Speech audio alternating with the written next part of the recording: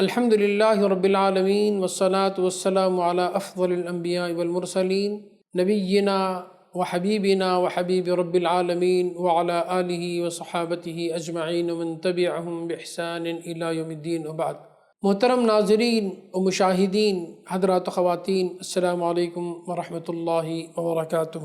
آج 24ویں تراویح کا خلاصہ یعنی سورۃ الحدید سے سورۃ الممتحنہ کے اختتام تک کا خلاصہ پیش کیا جاتا ہے۔ سورۃ الحدید مدنی سورت ہے۔ انفاق فی سبیل اللہ کی تلقین اس کا موضوع ہے۔ جو مضامین بیان کیے گئے ہیں وہ درج ذیل ہیں۔ نمبر 1، ایمان کا لازمی تقاضا ہے کہ آدمی راہ خدا میں مال خرچ کرنے سے پہلو تہی نہ کرے۔ نمبر 2، خدا کی راہ میں جان و مال کی قربانی دینا اگرچہ ہر حال میں قابل قدر ہے، مگر اسلام کی ضعف کی حالت میں اس کو سربلند کرنے کے لیے جان و مال کو قربان کر دینا اس کے غلبے کی حالت میں قربانی دینے سے زیادہ افضل، قابل قدر اور زیادہ اجر کا باعث ہے۔ نمبر 3، راہ حق میں جو مال بھی صرف کیا جائے وہ اللہ کے ذمہ قرض ہے، اور اللہ اسے نہ صرف کئی گنا بڑھا چڑھا کر دے گا بلکہ اپنی طرف سے مزید اجر بھی عطا کرے گا۔ نمبر 4، آخرت میں نور انہی اہل ایمان کو نصیب ہوگا جنہوں نے راہ خدا میں اپنا مال خرچ کیا ہو۔ رہے وہ منافق جو دنیا میں اپنے ہی مفاد کو دیکھتے رہے، آخرت میں ان کو مؤمنوں سے الگ کر دیا جائے گا، نور سے وہ محروم ہوں گے اور ان کا حشر کافروں کے ساتھ ہوگا۔ نمبر 5، مسلمانوں کو ان اہل کتاب کی طرح نہ ہو جانا چاہیے جن کے دل زمانہ دراز کی غفلتوں سے پتھر ہو گئے ہیں۔ وہ مومن ہی کیا جس کا دل خدا کے ذکر سے نہ پگھلے اور اس کے نازل کردہ حق کے آگے نہ جھکے۔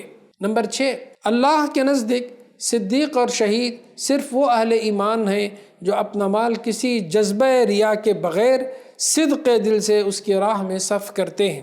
نمبر 7، دنیا کی زندگی محض چند روز کی بہار اور ایک متاع غرور ہے، ایک دھوکے کا سامان ہے۔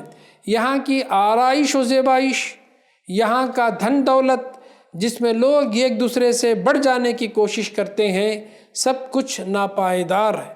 پائیدار زندگی دراصل آخرت کی زندگی ہے۔ تمہیں ایک دوسرے سے آگے نکلنے کی کوشش کرنی ہے تو یہ کوشش جنت کی طرف دوڑنے میں صرف کرو۔ نمبر 8، دنیا میں راحت اور مصیبت جو بھی آتی ہے اللہ کے پہلے سے لکھے ہوئے فیصلے کے مطابق آتی ہے۔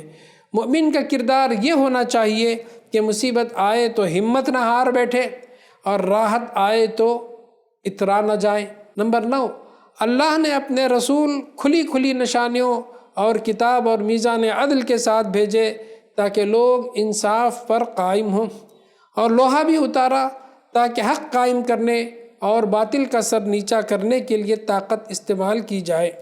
اس طرح اللہ یہ دیکھنا چاہتا ہے کہ انسانوں میں سے کون لوگ ایسے ہیں جو اس کے دین کی حمایت و نصرت کے لیے اٹھ کھڑے ہوں اور اس کی خاطر جان لڑا دیں۔ نمبر 10، اللہ کی طرف سے پہلے انبیاء آتے رہے جن کی دعوت سے کچھ لوگ راہ راست پر آئے اور اکثر فاسق بنے رہے۔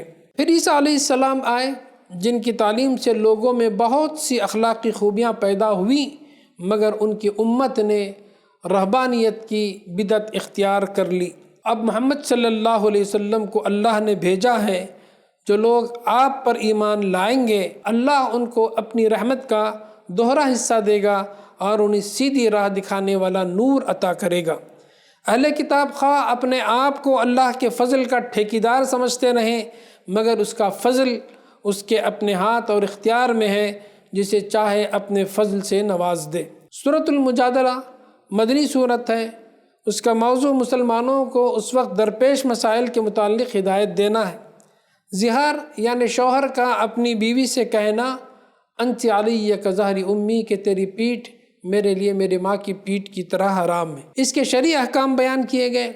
مسلمانوں کو سخت تنبیہ کی گئی کہ اسلام کے بعد جاہلیت کے طریقوں پر قائم رہنا اور اللہ کی مقرر کی ہوئی حدوں کو توڑ دینا قطعی طور پر ایمان کی منافی حرکت ہے، جس کی سزا دنیا میں سخت ذلت و رسوائی اور آخرت میں سخت باز پرس ہے۔ منافقین کی اس روش پر سخت گرفت کہ وہ آپس میں خفیہ سرگوشیاں کر کے طرح طرح کے شرارتوں کے منصوبے بناتے تھے اور یہودیوں کی طرح نبی صلی اللہ علیہ وسلم کو ایسے طریقے سے سلام کرتے تھے جس سے دعا کے بجائے بدعا کا پہلو نکلتا تھا۔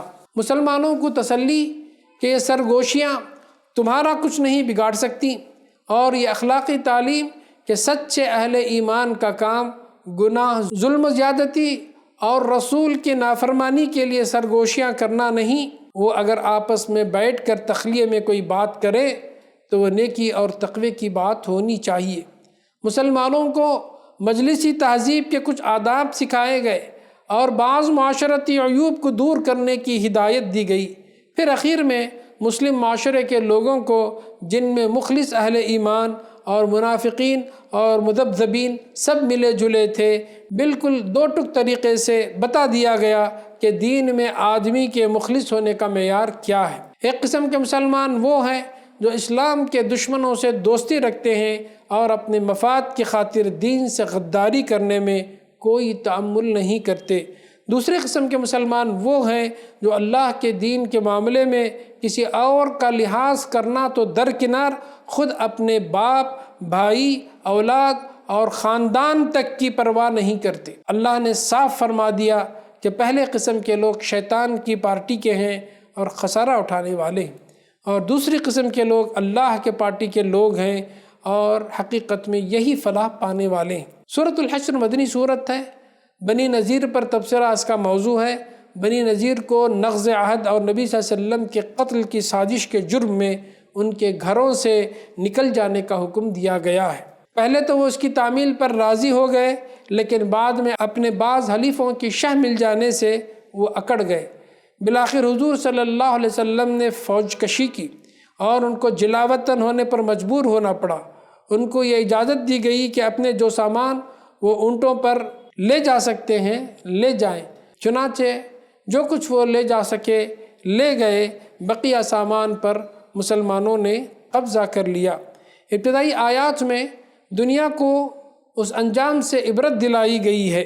اللہ نے بتایا بنی نذیر کا جلا وطنی کو قبول کر لینا مسلمانوں کی طاقت کا کرشمہ نہیں تھا، بلکہ اس بات کا نتیجہ تھا کہ وہ اللہ اور اس کے رسول کے ساتھ نبرد آزما ہوئے تھے، اور جو لوگ اللہ کی طاقت سے ٹکرانے کی جرأت کریں وہ ایسے ہی انجام سے دوچار ہوتے ہیں۔ قانون جنگ کا قاعدہ بیان کیا گیا کہ جنگی ضروریات کے لیے دشمن کے علاقے میں جو تخریبی کارروائی کی جائے وہ فساد فی الارض کی تعریف میں نہیں آتی۔ مزید یہ کہ ان ممالک کی زمینوں اور جائیدادوں کا بندوبست کس طرح کیا جائے جو جنگ یا صلح کے نتیجے میں اسلامی حکومت کے زیر نگیں آئے۔ خاتمے پر مسلمانوں کو عام طور پر، منافقین کو خاص طور پر تنبیہ کہ ہر وقت آخرت کو یاد رکھو، ان لوگوں کی طرح نہ ہو جاؤ جو خدا کو بھلا کر اپنے مقصد وجود اور اپنے انجام سے غافل ہو بیٹھے۔ دوزخ والوں اور جنت والوں میں بڑا فرق ہوگا۔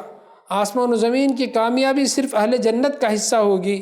قرآن وہ چیز ہے جو کسی پہاڑ پر بھی اتارا جاتا تو وہ اللہ کی خوف و خشیت سے پارا پارا ہو جاتا۔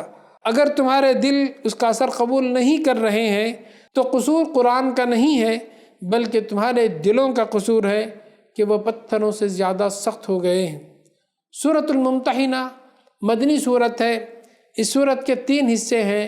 نمبر 1، حضرت حاطب بن ابی بلتع کے اس فعل پر سخت گرفت کی گئی کہ انہوں نے محض اپنے اہل و عیال کو بچانے کی خاطر رسول اللہ صلی اللہ علیہ وسلم کے ایک نہایت اہم جنگی راز سے دشمنوں کو خبردار کرنے کی کوشش کی تھی، جسے اگر بروقت ناکام نہ کر دیا گیا ہوتا تو فتح مکہ کے موقع پر بڑا کشت و خون ہوتا۔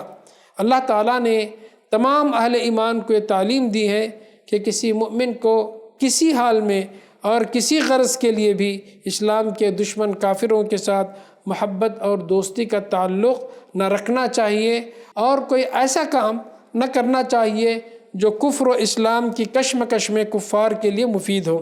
البتہ جو کافر اسلام اور مسلمانوں کے خلاف عملاً دشمنی اور ایذا رسانی کا برتاؤ نہ کر رہے ہوں، ان کے ساتھ احسان کا رویہ اختیار کرنے میں کوئی مذاکرہ نہیں ہے۔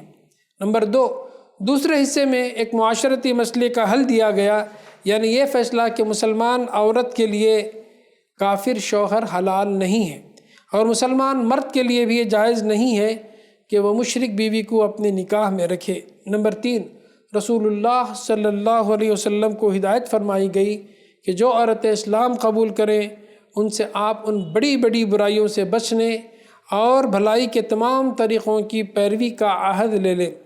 آخر میں مسلمانوں کو تنبیہ کہ نہ یہود سے دوستی بڑھاؤ نہ کفار سے، ان دونوں کا حشر ایک ہی ہے۔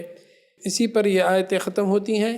بارک اللہ لنا ولکم فی القرآن العظیم ونفعنا وإیاکم بالآیات والذکر الحکیم، وآخر دعوانا ان الحمد للہ رب العالمین، والسلام علیکم ورحمۃ اللہ وبرکاتہ۔